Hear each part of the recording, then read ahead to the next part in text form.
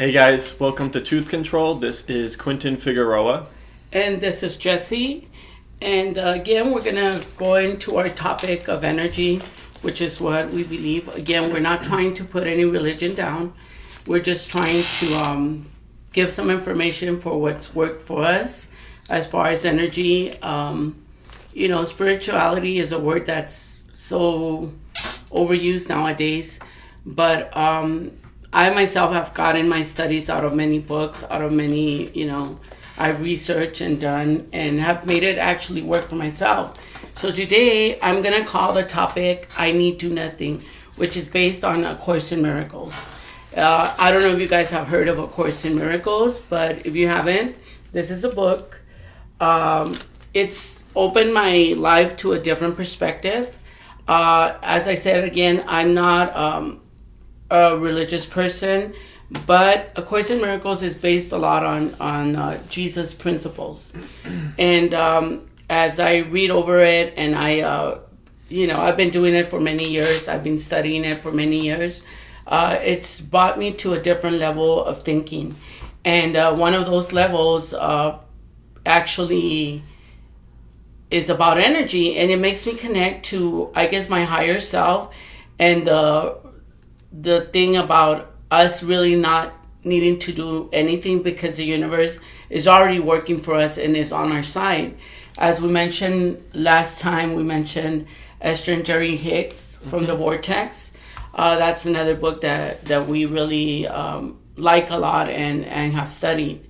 So, but what I'm going to do today is just go a little bit into some pages that A Course in Miracles has kind of like given me a better perspective in life.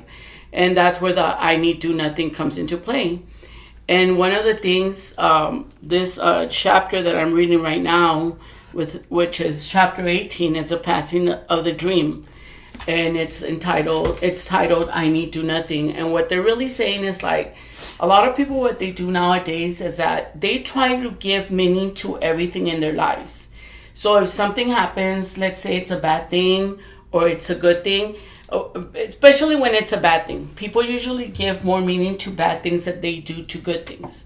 So if something bad happens in their lives, they try to break it down, and even though it means nothing really, because you need to do nothing and you need to let it go, and you really don't have to really break it down to try to get something out of it. Most people do that. They try to just break everything down and make something out of nothing, which is what I think leaves a lot of people stuck in that mentality, takes them back to the past, and they're living in the past rather than living in the now. Mm-hmm. Would you agree with me, Sure. Vincent? Yeah. Mm-hmm. And another one little thing that I want to touch on is that a lot of people, and I'm not saying this body, in this realm that we're living is not real, because we're in the physical form right now. So this body is real. But I think what happens a lot of times is that we have too much faith in the body rather than in our higher selves. And what I mean by that is that our higher selves are our connection to our source, which is connected to life, which is connected to the universe. And by source, I really am referring to whatever you want to call it. I call it God. I call it source. I call it universal power. Mm-hmm. So, what do you think about that? Yeah. And do you want to input something about this? Looking forward to what you were going to read something, right? Yeah.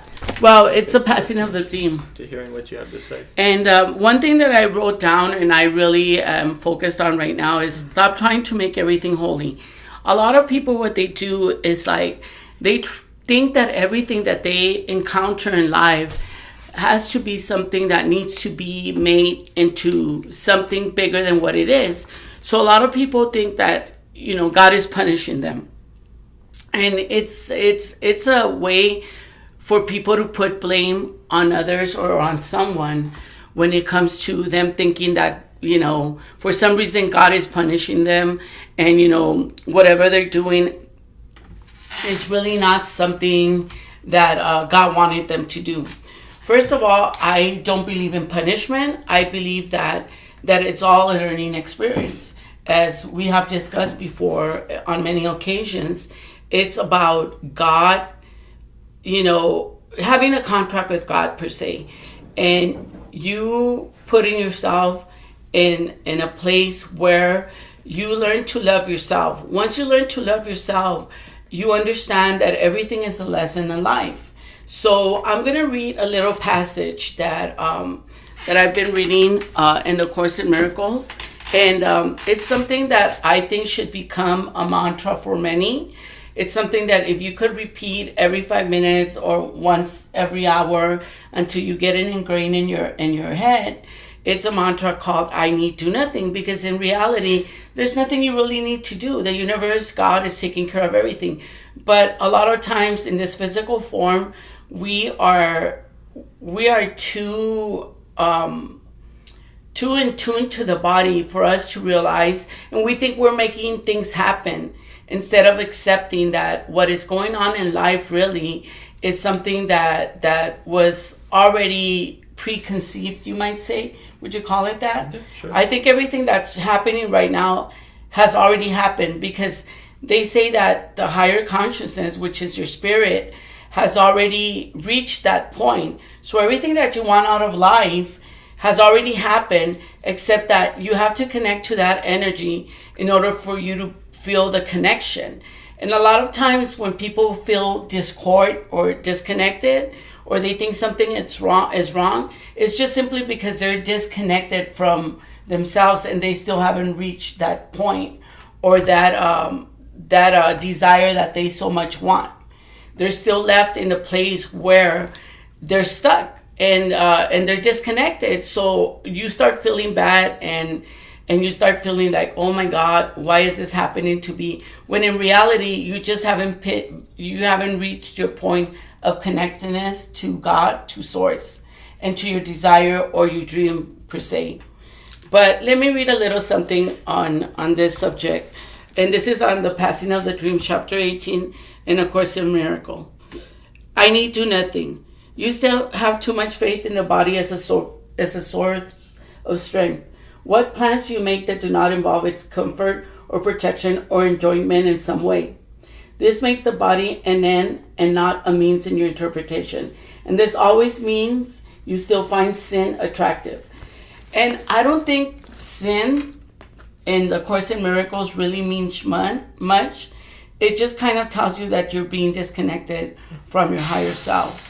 And you've read the Course in Miracles as well. So what is your take on that? What do you think, Quentin? Yeah, no, I agree with what you're saying. But, okay, so then do you think things like what you put out there and what your body, your energy, well, not necessarily your body, your spirit, your energy is emanating from yourself, do you think that's when you start creating, and whatever it is, whether it be good or bad, it's something that's being sent out to the universe, and you're going to get more of it because you're actually emanating that from yourself.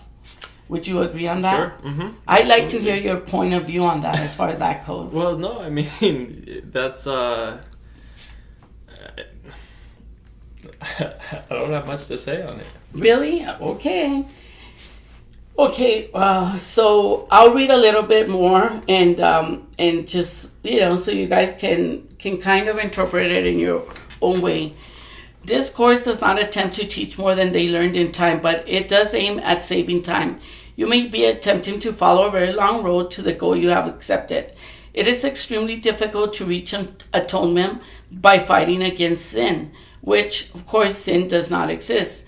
Enormous effort is expended in the attempt to make holy what is hated and despised. And that's what I was talking about. When we do not like something or we despise something, instead of just letting it go and let it pass and just letting it be, a lot of people try to give it meaning. And that's when you get held down. You get held down by the hate, and by you despising something, you're giving your energy away, and you're basically putting yourself there and losing that energy, and it's not letting you get away or go to the moment of now, which is where you need to be. If you're in the moment of now, nothing can affect you.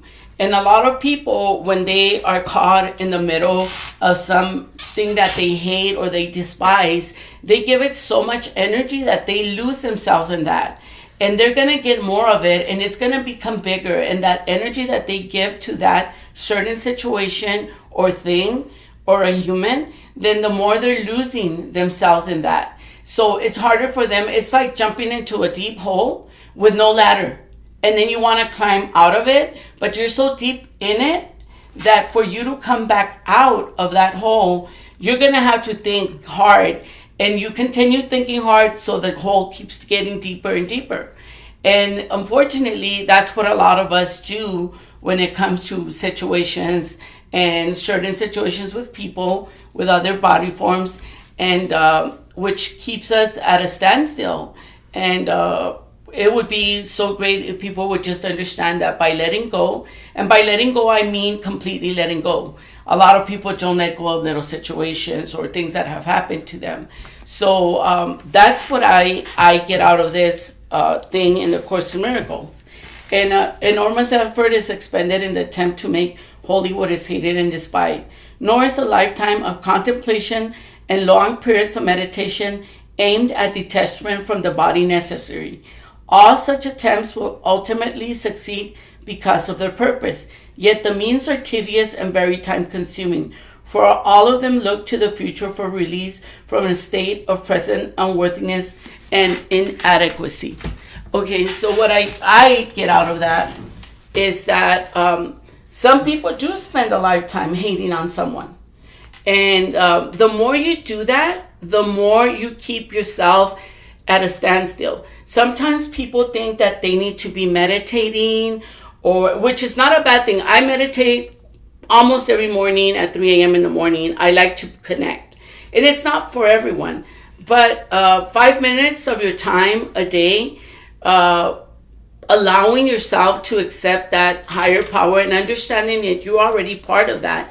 You don't need to do anything. You're already part of that. You're already part of Source. You are already part of God.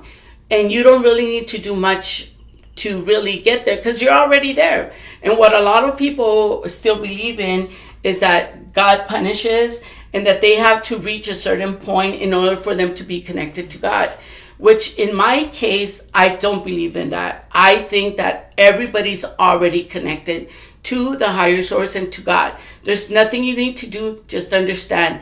That's why that mantra, I need do nothing, is something that would be valuable to a lot of people if they just took it in their heart, repeated it, and lived their life like that. Because there's really nothing that you need to do.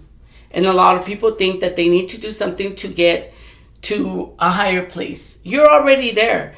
The moment of now, every moment of now was already created by you and God, your creator. So you're already there. So just keep in mind that there's not much that you need to do. You just need to be yourself and understand that you're already part of the higher source and this great world that we're in at the moment. Would you agree, Quentin? Yeah. No. And we'll leave this. That's what I have to say to you guys this week. But next week I will be following up with another of my revelations. And I'll start reading some of the revelations from my book. That is hopefully going to be released this year, and we'll go from there. It's all based in love, and if love is part of you, there's no way that you can fail. And you know what? Love belongs to everybody, so I hope you guys enjoy our little segments that we're doing on energy, spirituality, and we'll see you next week. Thank you for joining us. Thanks, everyone. Please visit pleasebeblessed.com and truthcontrol.com. We'll be seeing you there. Thank you, guys. Have a good week. Thanks, everyone. Bye-bye.